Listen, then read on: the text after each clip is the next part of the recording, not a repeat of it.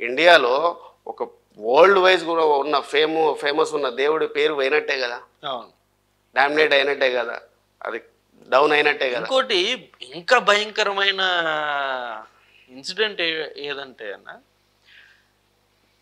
వెంకటేశ్వర స్వామికి, సాక్షాత్ వెంకటేశ్వర స్వామికి ఏదైతే నైవేద్యం పెట్టారో, నైవేద్యంగా 5 సార్లు 7 సార్లు పెడతారంట రోజుకి. అవు భోజనం బ్రేక్ టైం లాగా బ్రేక్ టైం నైవేద్యంలో కూడా ఇదే ఆయిల్ ఇదే గీ వాడారంట. ఎంత పాపం అది. ఈ విషయం నిన్న రమణ దీక్షితులు చేశారు, గతంలో అర్చకులుగా, ప్రధాన అర్చకులుగా పనిచేసిన ఆయన. ఎందుకు నిన్న బాధపడ్డాడు కదా ఆయన. అవును, ఆయనకు తెలిసే జరిగినాయంట. అర్థమైందా? ఆయనకు తెలిసే ఎన్నో సార్లు టీటీడీ చైర్మన్ కి చెప్పడం జరిగిందంట, ఆయన దృష్టికి తీసుకోవడం జరిగిందంట, పట్టించుకోలే. అంటే ఒక గుడిలో, గర్భగుడిలో మెయిన్ పూజారి చెప్పిన మాటలనే పట్టించుకోలే. మన సొండోళ్ళని చెప్తే పట్టించుకుంటారా? పట్టించుకోరు. కాబట్టి ఆయన ఇప్పుడు చంద్రబాబు నాయుడు గారు దాన్ని బాగా తీసుకొచ్చి పైకి తీసుకొచ్చిండు, మొత్తం ప్రజల్లోనే ఈ ప్రశ్న వదిలేసాడు. సో ఇప్పుడు మాలాంటి ప్రజలే తీర్పియాలి. అర్థమైందా? కోర్టులు ఏం చేస్తాయి, మళ్ళా అదే పంపిస్తే జైలుకి పంపిస్తుంది, మళ్ళీ 2-3 నెలల మళ్ళీ వస్తుంది. కోర్టు శిక్ష వేయడం వేరు, ప్రజలు శిక్ష వేయడం వేరు. బట్ స్వామికి ఆల్రెడీ వేసిరు. ఏ రకంగా ఓడగొట్టిరు కదా తమ్ముడు. 11 స్థానాలు. 11 స్థానాలు ఏం తమ్ముడు, మొత్తానికే పాయ కదా. ఇప్పుడు కొంతమంది వెళ్ళిపోతూనే ఉన్నారు కదా. నీకు అర్థమైందా? ఒకప్పుడు తిరుగులేని రికార్డు చేసిన వాళ్ళు మొత్తానికి ఇంట్లో కూర్చునే పరిస్థితి చేసిరు. మరి ఇట్లాంటి ఇది కూడా ఒక కారణం అయి ఉండొచ్చా? వెంకటేశ్వర స్వామి కొంచెం ఆగ్రహించాడంటారా? మరి అప్పుడు అంత పెద్ద దేవుణ్ణే మీరు గబ్బు చేసిరంటే మరి ఆయన తలుచుకుంటే మీరెంత, ఎన్ని రాష్ట్రాలు ఉన్నాయి, ఎన్ని మంది సీఎంలు ఉన్నారు? నువ్వు అంటే ఆ గుడి ఎక్కడైతే గర్భగుడి ఉందో నువ్వు ఆడనే ఉన్నావు కాబట్టి నిన్ను ఇంట్లో కూర్చోబెట్టి. అది కాకుండా మీరు స్ట్రిక్ట్గా చేసుకోవాలా. ఇప్పటికైనా ప్రూవ్ చేసుకోరి, లేకపోతే ఒప్పుకోరి. మా ఆయాంలోనే జరిగిందని ఒప్పుకోరి, లేకపోతే తప్పు జరిగిపోయింది అది మా దృష్టికి రాలేదని ఒప్పుకోరి, లేకపోతే మేము చేయలేదని చెప్పి ప్రూవ్ చేసుకోరి. నెక్స్ట్ టైం మళ్ళా వీళ్ళకు పుట్టగతులు కూడా ఉండవు, రోడ్డు మీద కూడా రాలేదు. ఓటేరా హిందూ వాళ్ళు? ఎందుకు వేస్తారా? ఇక ఎందుకు వేస్తారు? ఏం పిచ్చోళ్ళమా మేము? అడ్డమైన గీలు తినిపించి, అడ్డమైన ఆయిల్ తినిపించి మా చేత మళ్ళీ అదే వాళ్ళు వచ్చి మళ్ళీ మాకు ఓటేయమంటే ఇక మేము మళ్ళా అది చేయాలా, వాళ్ళ నెత్తి మీద పెట్టుకోవాలా, మాకేం అవసరం అనుకుంటారు. అది కంపల్సరీ అనుకుంటారు. ఎవడేస్తాడు చెప్పు? ప్రజలకు నువ్వు మంచి చేస్తేనే ఎవడో పట్టించుకుంటారు. అవును, అర్థమైందా? మొన్న చంద్రబాబు నాయుడు గారు అంత వానల అంత నీళ్ళల్లో కూడా తిరిగి చేస్తేనే ఆయననే మళ్ళీ నెక్స్ట్ టైం గెలిపిస్తారో ప్రజలు. అవును, అప్పటి వరకు ప్రజలు ఎట్లుంటారో తెలియదు. నువ్వు ఇంత తప్పు చేసినాక మళ్ళీ ఏం చేసుకొని వచ్చి అడుగుతావు? ఏ విధంగా ప్రూవ్ చేసుకుంటావు? ఇంకెన్ని ఉన్నాయో ఎన్నెన్ని బయటకు వస్తాయో ఈ 5 ఏళ్లలో ఎంతమందిని బయటికి లాగుతారో ఆయన చంద్రబాబు నాయుడు గారు. ఆయన ఎంత ఇబ్బంది పెట్టిరో అది. ఇప్పుడు నేను ఒకటి గుర్తుపెట్టుకోరు, అంటే నాకు వైఎస్ఆర్సీపీ నాకేం పైసలు ఇస్తలేదు, టీడీపీ నాకేం పైసలు ఇస్తలేదు, ఇంకో పార్టీ నాకేం పైసలు ఇస్తలేదు, నేను రాజకీయంలో ఏం లేను. అర్థమైందా? నేను ఒక యాక్టర్ని. నాకు బయట ఏదన్నా నచ్చకపోతే, నాకు ఏదన్నా మంచిగా అనిపించకపోతే నేను వచ్చి మాట్లాడతారు. అంతేగాని నాకు ఎవ్వడు పైసలు ఇస్తలేడు, ఏ పార్టీకి సంబంధించిన కూడా కాదు. నాకు టీడీపీ ముఖ్యం కాదు, వైఎస్ఆర్సీపీ ముఖ్యం కాదు. కానీ కాకపోతే వీళ్ళు ఇట్లా చేయడం వల్ల మాలాంటి వాళ్ళకు ఏడ రావాలో ఆడ గట్టిగా వస్తుంది, కోపం వస్తుంది. అర్థమైందా? ముఖ్యంగా ఇది అంటే జనరల్గా బయట ఏదైనా ఇన్సిడెంట్ జరిగింది అనుకోండి, రాజకీయంగా ఇన్సిడెంట్ జరిగితే అది వేరు, కబ్జాలు చేయడము లేకపోతే హత్యలు అవి సెకండరీ. బట్ ఇక్కడ వచ్చింది తిరుమల తిరుపతి దేవస్థానం, ప్రతి ఒక్క హిందువుకి ఇది సంబంధించిన అంశమే ఇది. ప్రతి హిందువులు ఏం తమ్ముడు, ప్రతి మతం వాళ్ళు వస్తారు. నీకు అర్థమైతలే, ప్రతి మతం వాళ్ళు వస్తారు. ముస్లిమ్స్ వస్తారు, నా దోస్తులు మస్తు మంది వచ్చారు, చిక్కులు వస్తారు. అర్థమైందా? క్రిస్టియన్స్ వాళ్ళ ఇంట్లో ఆల్రెడీ 2-3 చర్చికి పోయేటోళ్ళు ఉంటారు, భార్య భర్తలు కూడా ఉంటారు. తెలుసా నీకు? ఒకరు చర్చికి పోతే ఒకరు గుడికి పోతారు. అర్థమైందా? వీళ్ళ ఆదివారం రోజు వీళ్ళు ఏమన్నా చర్చిలో ఇది ఉంటే వాళ్ళు హస్బెండ్ పోతాడు, వాళ్ళు తిరుపతి పోదాం దామా అంటే వాళ్ళ వైఫ్ కూడా అక్కడికి వస్తుంది. అన్ని దేవుళ్ళ వాళ్ళు కూడా వచ్చి మొక్కే దేవుడు ఒకడే ఉన్నాడంటే ఆయన తిరుపతి వెంకన్ననే. అర్థమైందా? ఇప్పుడు అట్లా అని చెప్పి మనమేమి చర్చికి పోమని కాదు. ఇప్పుడు చర్చికి పోతుంటే నేను అందరి దేవుళ్ళకు నేను మొక్కుతా. నేను అంటే హిందూ అంటే మొత్తం హిందూనే అని కాదు, నాకు అందరూ కూడా సమానం లాగానే చూస్తా. మళ్ళా దర్గాకు పోతా, అర్థమైందా? దర్గా కాడ పోయి కూడా నేను మొక్కుతా. కానీ మనం ఒక హిందువులం అయ్యుండి, ఒక ఇండియన్ అయ్యుండి మనకు అంటే మనం బాగా ఇష్టపడే దేవునికి ఇట్లా అయ్యింది కాబట్టి, అంటే మనకు ఆయన పేరు పవర్ఫుల్ గాడ్ దగ్గర ఇట్లా ప్రసాదం విషయంలో, అది కూడా అన్నం విషయంలోనో లేకపోతే ఇంకో దాంట్లోనో అంటే అంతగా ఉండేది కాదు. మనం అసలు ఆ ప్రసాదం కోసమే పోయిన వాళ్ళు ఉన్నారు చాలా మంది. ఆ ప్రసాదం తెస్తే చాలు దాన్ని చెప్పులిప్పి ఒక భక్తితో తినే వాళ్ళు ఉన్నారు. నేను ఒక నార్మల్ ఒక ఎంప్లాయీని అనుకో, ఒక పెద్ద కంపెనీలో ఒక ఎంప్లాయీని. కానీ నేను తిరుపతికి పోయి వచ్చిన అని చెప్పి ఎండి గారితో పోయి చెప్పులు బయట వదిలేసి ఆయన అపాయింట్మెంట్ ఇవ్వమంటేనే ఇయ్యడు. అట్లాంటిది రాఖీ పోయి ఇట్లా తిరుపతి పోయి వచ్చినాడ సార్, మిమ్మల్ని ప్రసాదం రమ్మని లేచి నిలబడతారు. వాడు నాకు కాదు, వాడు లేచి నిలబడేది, వాడు రెస్పెక్ట్ ఇచ్చేది నాకు కాదు, ఆ పవర్ఫుల్ గాడ్ ఆయన ప్రసాదానికి. ఎంతో మందిని నేను పోతే నమస్తే అన్న ఇట్లా తిరుపతి పోయి వచ్చిన, తమ్ముడు రా, అదంతా నా కోసం కాదు. నేను పోతే ఏం రా ఏమి కూర్చో వస్తున్నా అంటారు. అర్థమైందా? పెద్ద పెద్దోళ్ళు పోయి, చిన్న వాళ్ళు అంటే అంత సీన్ లేదు, కానీ పెద్ద పెద్దోళ్ళు నాకన్నా బాగా ఫైనాన్షియల్గా కానీ పేర్లు కానీ ఉంటారు కదా, వాళ్ళు నేను తీసుకుపోయిన సందర్భాలు ఉన్నాయి కాబట్టి చెప్తున్నాను. నాకు ఎదురైంది అది. వాడు అంత ఆ ప్రసాదానికి అంత వాల్యూ ఇస్తాడు. 100 మంది మీటింగ్ అవుతున్నా కూడా సార్ ప్రసాదం తెచ్చినంటే 1 సెకండ్ అని చెప్పి ఆ తీసుకొని తిన్న తర్వాత మళ్ళీ చెప్పులు వేసుకొని ఆ మీటింగ్ లో కూర్చుంటాడు. కానీ తర్వాత తింటా అని మాత్రం అన్నాడు. అలాంటి ప్రసాదాన్ని గబ్బులేపిరి కొడుకులు. అన్నం తింటురా, గడ్డి తింటురా, మనుషులేనారా మీరు దున్నపోతులా? మా హిందువులను ఎందుకు అట్లా చేస్తారు? ఏ పార్టీకి సంబంధించిందో కానీ వాడు దొరకాలి. కానీ నేను ఈ పార్టీ ఆ పార్టీ అనను. నాకు ఎవ్వడేం మీదికెళ్ళి వచ్చి నాకేం పైసలు వేయలే, నేను ఎవరి కోసం ఏ పార్టీ కోసం పనిచేస్తలే. కానీ వాడిగిన దొరకాలి, అది నిజమని వీని వల్లనే జరగాలి. కానీ ఒక 1000 మందిని ర్యాలీ తీసుకుని పోయి వాడిని మాత్రం కొడతాం తమ్ముడు, దాడి చేస్తాం వాని మీద. ఇంతమంది వరల్డ్ వైజ్గా హిందువుల తరఫు నుంచి పోయి మేము చేస్తాం వాని దాడి, మేము శిక్షిస్తాం వాడిని. వానికి ఎంత పాపానికి వడగొట్టుకున్నాడు వాడు.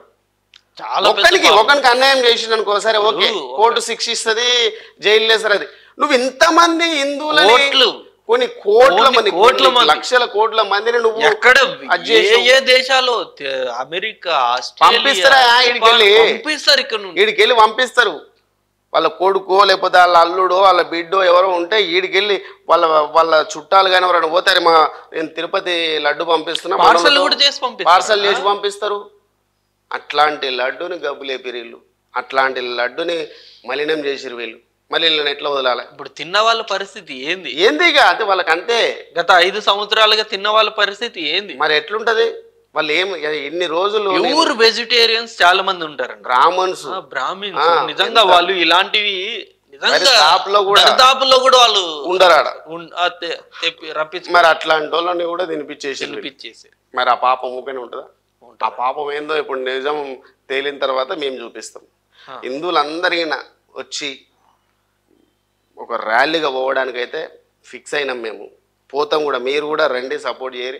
హిందూకు సంబంధించిన హిందువులని ఎవరైతే గౌరవిస్తారో, హిందూ సమాజంలో కొన్ని ఉన్నాయి, వాళ్ళ సంస్థలు ఉన్నాయి, వాళ్ళందరూ కూడా. మా రాజసింగ్ గారు కూడా బాగా ఆగ్రహమైండు. నేను ఆయనను బాగా లైక్ చేస్తా. ఒక్కడే బండి సంజయ్ గారు కూడా, బండి సంజయ్ గారు కానీ రాజసింగ్ అంటే నాకు చాలా చాలా ఇష్టం. ఎందుకంటే ఒక ఓల్డ్ సిటీలో ఉంటూ, అర్థమైందా, హిందువులని ఎంతో వాళ్ళ ధైర్యాన్ని పెంచుతూ ఆయన ఎంతో చేస్తాడు. అట్లాంటి వాళ్ళందరినీ కలుపుకొని కూడా మేము పోవడానికి రెడీ ఉన్నాం. ముక్కోటిగా దాడి చేస్తాం, వాడు ఎవడో నిజం వాని వల్ల జరిగిందని చెప్పాలి. కానీ వాడు ఎంత స్థాయి అయినా కానీ, వాడి సీఎం కానీ ఎవరైనా ఏదైనా కానీ హిందువుల జోలికి వస్తే మాత్రం కోసి కారం పెట్టడానికి కూడా మేము వెనకాడడం. మా హిందువుల తరపు నుంచి మేము అంత ఆగ్రహంగా ఉన్నాం. 5 సంవత్సరాల నుంచి తినిపిస్తున్నారు అంటే ఏం తమ్ముడు, అదే కదా, ఎంత పాపం, ఎంత పాపం. ఇంకొకటి ఇది అయోధ్య రామ మందిరం ప్రారంభం అంటే ఓపెనింగ్ రోజు కూడా అంటే ఆడ కూడా వాళ్ళని కూడా అక్కడ వాళ్ళని కూడా తినిపించినట్టే కదా, ఆ గుడిని కూడా మలినం చేసినట్టే కదా, ఆ దేవుణ్ణి కూడా మలినం చేసినట్టే కదా. అర్థమైందా? ఇప్పుడు అయోధ్యని కూడా చేసినట్టే కదా. ఎంత పాపం మరి ఆ పాపానికి ఎన్ని శిక్షలు పడతాయో, ఎంతమంది రోడ్డు పాలవుతారో, ఎంతమంది యాక్సిడెంట్లు చేస్తారో, ఎంతమంది గాల్లో ఎగిరిపోతారో నాకైతే తెలియదు. నిజంగా ఈ వరదలు ఇవన్నీ ఇవే ఒక స్వచ్ఛమైన దేవుని ప్రసాదంలో కూడా కలిపిరంటే నా కొడుకులు ఎన్ని దాంట్లలో గడుపుతారు, ఎంత మందిని నాశనం చేస్తారు. నెయ్యి అనేది మ్యాక్సిమం మన వీళ్ళే తింటారు, అంటే బాగా పూజలు చేసేవారు, బ్రాహ్మణులు ఇలాంటి వాళ్ళు తింటారు. నాన్ వెజ్ తినరు కాబట్టి దాంట్లో వాళ్ళకు అదే బలమని తింటారు. అర్థమైందా? మరి అట్లాంటి వాళ్ళందరికీ వీళ్ళు తినిపించినట్టే కదా. ఇంకోటి ఇప్పుడు ప్యూర్ ఘీ కాస్ట్ ఎంతన్నా జనరల్ గా బయట బాగానే ఉంటది, ఒక 500-1000 ఈ మధ్యలోనే ఉంటది. 600, 700, 800 ఆ ప్రోడక్ట్ ప్యూర్ ఘీ. అవును. సో అంత ప్యూర్ ఘీ గతంలో నందిని వాళ్ళు పంపించారు. అది కాస్ట్ వచ్చి 450 పైనే ఉంది, 450 480. బట్ కొత్తగా తీసుకున్న కంపెనీ 320 రూపీస్కే ఇచ్చిందంట. మరి ఆడ తెలిసిపోతలే నీకు లంచానికి మరిగిరని. లంచాలని కాదు, 320కి ఎలా వస్తుంది అసలు అది? అవునా, నీకు అర్థం ఎలా వస్తే వానికేంది, వీనికి 150 రూపాయలు వీనికి ప్యాకెట్లకు చేరుతున్నాయా లేదా? అర్థమైందా నీకు? 450 రూపాయలు పంపించి ఒక కంపెనీ పక్కన పెట్టి 350కే ఇస్తున్నాడు. ఆ కంపెనీ తీసుకుంటే 150 రూపాయలు కూడా కలిసిపోయినట్టే వీళ్ళకి. అర్థమైందా? అట్లా ఎన్ని కోట్లు దొబ్బేయాలి. 150 రూపాయలు మిగిలిచి ఏం చేద్దామని తిరుపతికి కొన్ని వేల కోట్లు వస్తాయి, ఎలాగో అవి కాక ఇవి కూడా దొబ్బేద్దామని. సరిపోదు కదా. ఇప్పుడు మన దరిద్రం ఏంటంటే ఒక మనిషికి ఆశ ఎంత ఉంటుంది అనేది ఇన్నే అర్థమవుతుంది మనకు. వేరే దాంట్లో చేసుకోవచ్చు కదా. ఇప్పుడు రోడ్లు ఎట్లయినా కల్తీ ఉంటుంది. అర్థమైందా? ఈ బిల్డింగ్లు వాళ్ళు కట్టేటివి గవర్నమెంట్కి సంబంధించినవి అన్నీ కూడా కల్తీ ఉంటాయి. ప్రతి దాంట్లో సిమెంట్ల, కంకర్ల, లిక్కర్లు కూడా చూసారు కదా. లిక్కర్ కూడా వాళ్ళే తయారు చేసి పంపించారు. అంటే వేరేతోనైతే ఒరిజినల్గా అయితే ఒరిజినల్ మందు వస్తుంది, కాస్ట్ పెరుగుతుంది. అదే మనమే తయారు చేస్తే ఈ విధంగా పైసలు అన్నీ మనకే మిగులుతాయి. అర్థమైందా? ఎందుక మరి అడ్డమైన వాళ్ళందరికీ ఆఫర్లు ఈ ఆఫర్లు ఇచ్చి ఈ దేవుణ్ణి మలినం చేసి ఇవ్వాల్సిన అవసరం ఏమొచ్చింది? నువ్వు నేను ఇన్ని ఇచ్చినా అని చెప్పుకోవడానికి తప్ప ఇప్పుడు ఇవన్నీ పైసలు నువ్వు మోసం చేసే కదా వాళ్ళకి ఇచ్చింది. నీ జేబులకి వెళ్ళి ఇచ్చింది అయితే లేదు కదా. మా పైసలు మాకే ఇచ్చి గబ్బులు ఎప్పుతున్నావు, దేవుళ్ళను కూడా గబ్బులు ఎప్పుతున్నావు. కాబట్టి ఇది ఎంత దూరం పోతుందో తెలియదు తమ్ముడు. ఇప్పుడు కానీ వెంకటేశ్వర స్వామి వేసే శిక్ష ఆల్రెడీ తెలుసు, ఆయన మోస్ట్ పవర్ఫుల్, వేసే శిక్ష మామూలుగా ఉండదు. నీకు కాలో చేతితోనే తీసేది ఏమి ఉండదు, అన్ని గాల్లో నుంచి గాల్లోనే. అర్థమైందా? అది ఎట్లా అంటే ఇక మేము మాకే ఊహకు అంతలేదు. అర్థమైందా? వెంకటేశ్వర స్వామిని లడ్డు ప్రసాదంలో మోసం చేసి అది చేసారు. మళ్ళా మన రాముణ్ణి 1,00,000 లడ్లు పంపించారు, ఆడికి పంపించి ఆ దేవుణ్ణి అది చేసినట్టే, మలినం చేసినట్టే. కాబట్టి ఇది ఎక్కడికి పోతుందో వాళ్ళ జీవితాలు ఎట్లుంటాయో మాత్రం మాకు తెలియదు. దారుణంగా ఉంటుంది. దేవుడు శిక్ష చేయకుండా కూడా మా హిందువులం అందరం కలిసి మాత్రం వేయడానికి మేము ఫిక్స్ అయినాం. మామూలుగా అయ్యాము, వేస్తే వాని షేపాట్లు అయిపోతాయి, అట్లుంటుంది. హిందువుల జోలికి వస్తే ఊకోం తమ్ముడు. ఏం పిచ్చోళ్ళలా కనబడతామా? అన్ని మతాల వాళ్ళని మేము ఇక్కడ సపోర్ట్ చేస్తాం, అన్ని మతాల వాళ్ళని ఇక్కడ మేము షెల్టర్ ఇస్తున్నాం, అన్ని మతాలకు మేము ఆపుకుంటున్నాం. ఈ మతం ఆ మతం అని కాదు, ఎన్ని మతాలు ఉన్నాయి తమ్ముడు. మన మన మన ఇండియాలో ఎన్ని మతాల వాళ్ళు జీవిస్తారు చెప్పు. బయట కంట్రీ నుంచి వస్తే కూడా మనం రెస్పెక్ట్ ఇస్తాం. మరి అట్లాంటిది మా వేరే వాళ్ళు హిందువులు మనం ఎంత రెస్పెక్ట్ ఇస్తున్నామో అంత రెస్పెక్ట్ వాళ్ళు ఇవ్వట్లేరు.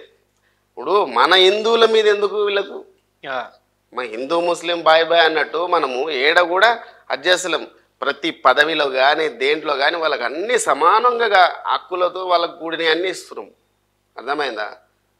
మరి అట్లాంటప్పుడు ఈ పాపాలకు ఎందుకు వడగట్టాల? ఒక దాంట్లో ఫిక్స్ అయిపోయి ఒక దాంట్లో తినండి, దేవుళ్ళ జోలికి ఎందుకు వస్తారు? ఇప్పుడు వాళ్ళ మతాలలో, వాళ్ళ దేవుళ్ళల్లో, వాళ్ళ ప్రసాదాలలో వాళ్ళు పూజించే దేవుళ్ళ మీద వాళ్ళు చేసుకుంటారా? అట్లా అది చేసుకుంటారా? మనం చేస్తే ఊరుకుంటారా? మరి మనం ఎందుకు ఊరుకోవాలి? వాళ్ళు ఎవరో తేలాలి. వాళ్ళు వీళ్ళ వల్ల అయ్యింది, వీని వల్ల అయ్యింది, ఈ ప్రభుత్వం వల్ల అయింది, ఈ సంస్థ వల్ల అయింది అని తెలిస్తే మాత్రం దాన్ని డిస్మాంటిల్ చేసుడే హిందువులందరూ కలిసి. చేయకపోతే మన చేతులకు గాజులు కూర్చున్నట్టే. గుర్తుపెట్టుకోరి, హిందువులందరికీ నేను హెచ్చరిస్తున్నా. ఇది మనం సీరియస్ తీసుకోకపోతే ఎన్ని గుడ్లను నాశనం చేస్తురో, ఎన్ని బడులను నాశనం చేస్తురో, మనం నిత్యం పూజించే వస్తువులలో ఎన్ని కలుషితం చేస్తురో నాకైతే అర్థమవుతుంది. కాబట్టి ఇంకోటి, అక్కడ అన్న ప్రసాదం మనం పవిత్రంగా తింటాం. తిరుపతికి వెళ్ళే ప్రతి ఒక్కరూ అక్కడ అన్న ప్రసాదం తింటాం. అందులో కూడా రకరకాల ఈ ఆయిల్స్ ఇవన్నీ వాడతారు.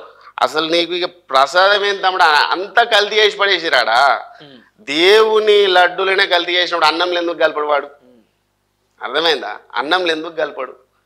ఆడ తిరుపతిలో నువ్వు పోతే అన్నం తింటావో తినవో, ప్రసాదము ఆడ అన్నదానం చేస్తావో దేవు, కానీ లడ్డు అయితే కంపల్సరీ తింటావు. నువ్వు ఆ లడ్డునే టార్గెట్ చేసారు వాళ్ళు. మిగతా అన్ని కల్తే. ఇక ఆడ నువ్వు గవర్నమెంట్కి సంబంధించిన ఏవేవి ఉన్నాయో అవన్నీ కూడా కల్తీ. అంటే వాళ్ళు అట్లా పైసల కోసము, వాళ్ళ దానికోసము హిందువులని మనోభావాలను దెబ్బతీయడానికో దేనికో తెలియదు, కానీ పట్టుకుంటారు కదా సిబిఐ, ఈబీఐ. ఇప్పుడు పోలీస్ డే అంతా ఉంది, వాళ్ళంతా చట్టం ఉంది కాబట్టి చట్టం ఒకవేళ చేయకపోతే మేము తీసుకుంటాం, హిందువులం బాధ్యత తీసుకుంటాం.